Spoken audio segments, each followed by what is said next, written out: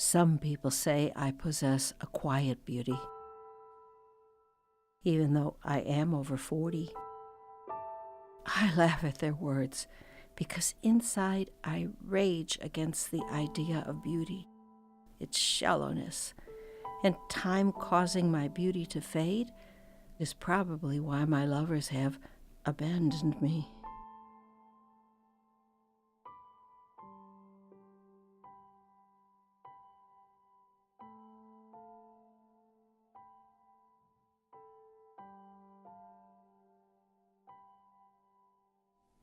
I am convinced the mirror is deceiving me.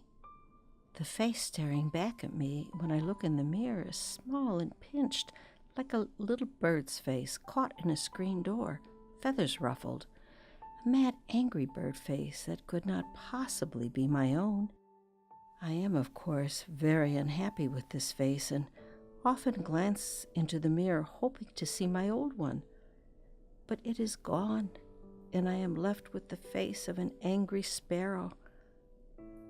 I wonder what happened to cause the roses to leave my cheeks, which are now colorless from disappointments. Even the most cantankerous illusions broken and lying before me to pick over, which I do, slowly rummaging through the attic of my past. Sometimes I imagine my nose is growing. I touch it constantly, feeling a large bulb in the middle of my face.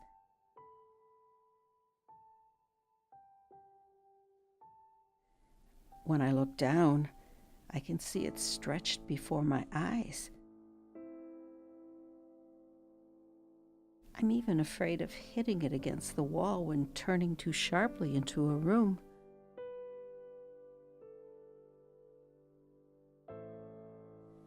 Doorways are not big enough to accommodate it gracefully without my having to double the thing over, letting it go once having entered a room.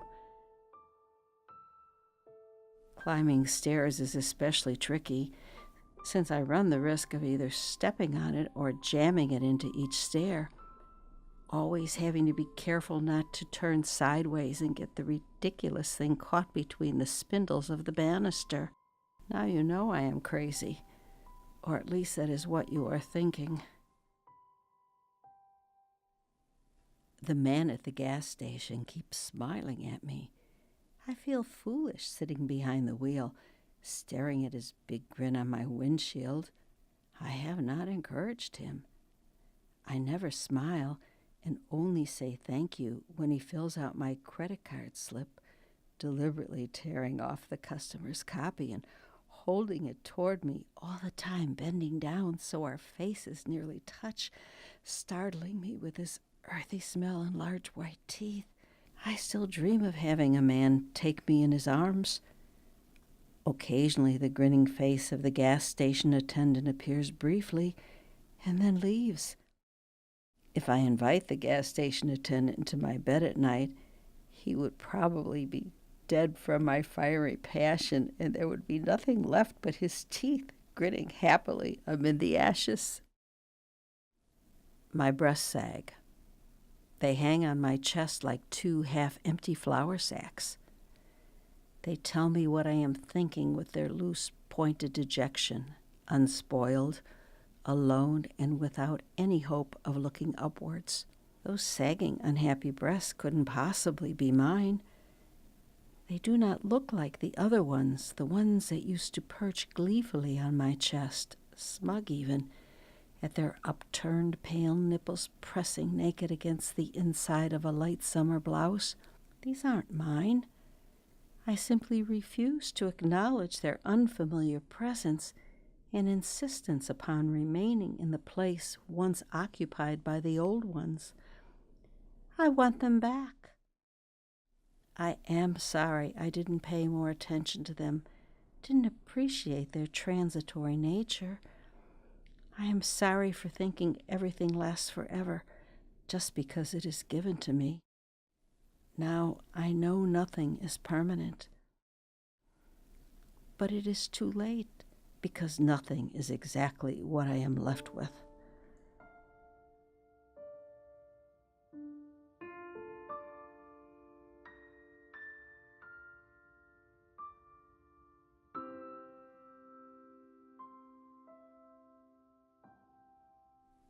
I sit on a bench and watch two unwashed homeless people making love.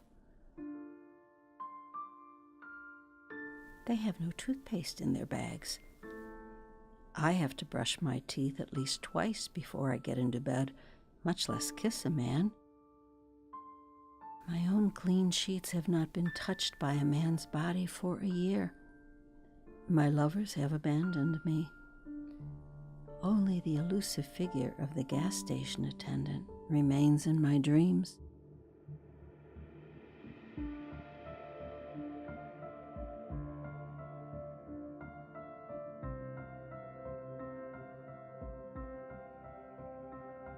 Now, the man is helping her put the bottle caps in an empty donut carton.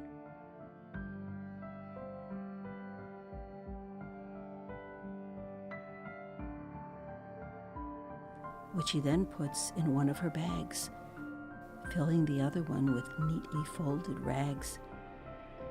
He seems to understand the importance of this task. What is more startling, besides the worn hand-me-down tuxedo he is wearing, is the way he constantly touches her with affection, which is made poignant by their down-and-out lives. They are standing ready to leave, but first the woman walks towards me, reaches in her pocket, and pulls out a rose. She hands the rose to me and smiles. I am so surprised I do not even notice her big, cracked, weathered lips.